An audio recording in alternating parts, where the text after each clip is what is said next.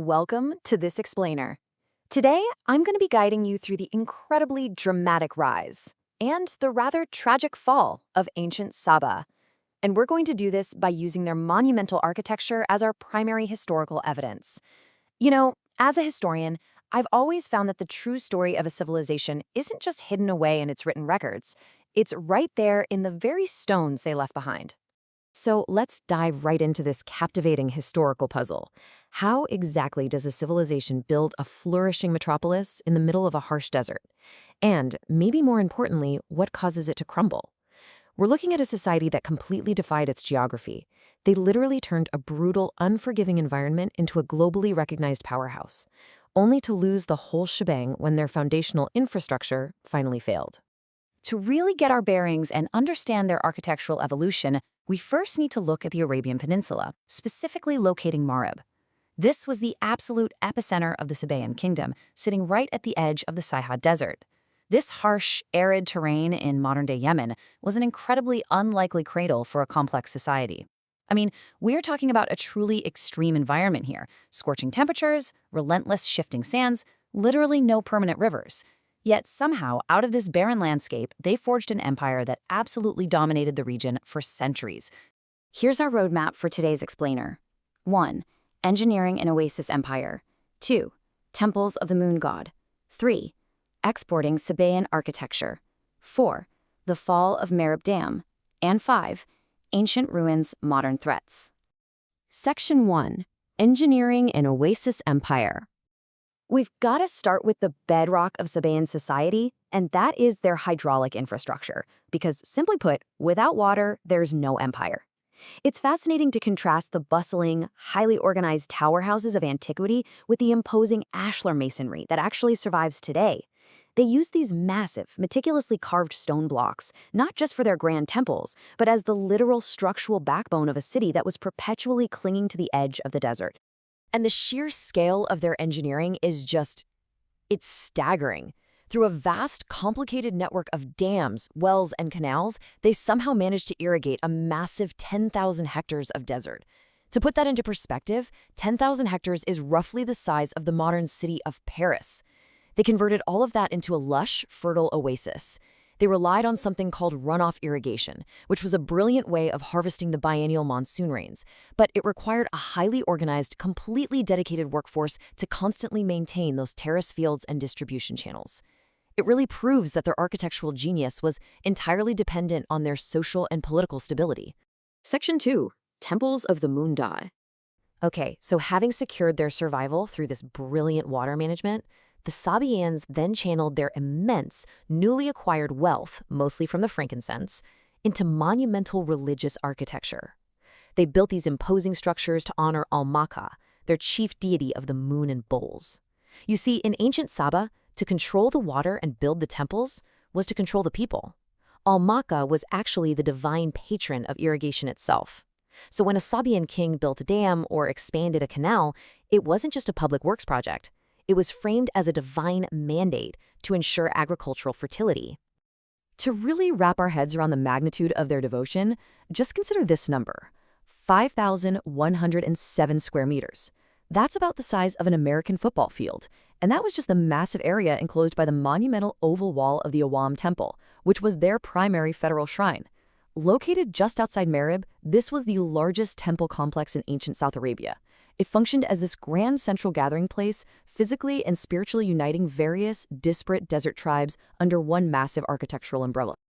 And the temple brilliantly illustrates the unique Sabaean architectural language. We're talking towering, monolithic pillars exceeding 12 meters in height, incredibly sophisticated locking mechanisms that didn't even use mortar, and deeply symbolic carvings. The bull and vine motifs carved into the stone weren't just pretty decorations either. They were literal prayers set in stone, symbolic pleas for rain, fertility, and protective power against that harsh, ever-encroaching desert environment. Section 3. Exporting Sabaean architecture. Now, this stunning architectural style didn't just stay put in the capital city of Marib. Driven by the incredibly lucrative spice trade, and keep in mind here, frankincense was essentially the crude oil of the ancient world, and the Sabaeans held a total monopoly on it. Migrants and merchants exported their unique building techniques all the way across the Red Sea. They expanded right into the Horn of Africa, founding new settlements and raising imposing temples with the exact same South Arabian ashlar masonry. In places like Yeha, in modern-day Ethiopia, you can find grand temples dedicated to Al-Makah that look as though they were plucked straight out of Marib, complete with crescent motifs in elegant Sabaean script. Section 4. The Fall of Marib Dam. But here is the catch. This entire, monumental civilization was ultimately tethered to the structural integrity of its infrastructure. When the foundation fails, the empire follows. The Great Dam of Marib was a genuine wonder of the ancient world, absolutely. But maintaining a structure that was literally twice as long as the Hoover Dam required a highly organized workforce and a fiercely stable society. It spanned a large natural ravine featuring massive stone and mortar abutments. It wasn't just a wall of rock. It was this highly complex, living system of spillways, sluices, and precision distribution tanks. Charting this timeline, it's clear how centuries of meticulous, and I mean daily, maintenance eventually gave way to political fragmentation and the loss of that all-important frankincense market. By the 6th century, as regional powers weakened and trade routes shifted away to the sea, they lost the organized labor needed to repair the increasingly frequent breaches in the dam. Finally, in 570 CE, the dam gave way for the last time. Imagine the terrifying roar of the water, the sudden, chaotic flooding of the valley, and the devastating realization that centuries of engineering had just been washed away in a matter of hours. When your infrastructure failure is so absolute that it actually gets immortalized in scripture, you know it was an apocalyptic event. But they turned away, so we sent upon them the flood of the dam, and we replaced their 2 gardens with gardens of bitter fruit. That's straight from the Quran. For the 50,000 citizens living there, this single catastrophic collapse forced a massive migration. It emptied the once great oasis and effectively ended the legacy of ancient Saba forever. Section 5. Ancient Ruins, Modern Threats. Which brings us to today. How have these grand structures actually weathered the centuries? Well, when you compare the lush, heavily populated oasis of antiquity to the arid, sparse ruins of today, the physical reality of societal collapse is just starkly visible. Without the Great Dam, the desert aggressively reclaimed those 10,000 hectares of fertile land. The grand temples, the monolithic pillars, the towering city houses, they were all slowly, silently buried under sand and time. Tragically, as a historian, this is the really hard part to report. These priceless architectural landmarks are now on the UNESCO danger list, and they're facing irreversible damage from modern warfare, aerial bombings, and illicit looting. Satellite imagery from just the last few years has confirmed severe destruction to the ancient dam's remaining sluices and the old city walls. The physical evidence of this incredible civilization, the very stones that tell their story, is quite literally crumbling before our eyes. So I want to leave you with this thought to ponder long after this explainer ends. If an empire that completely mastered its harsh environment could collapse so absolutely when its infrastructure failed, what legacy are our modern monuments going to leave behind?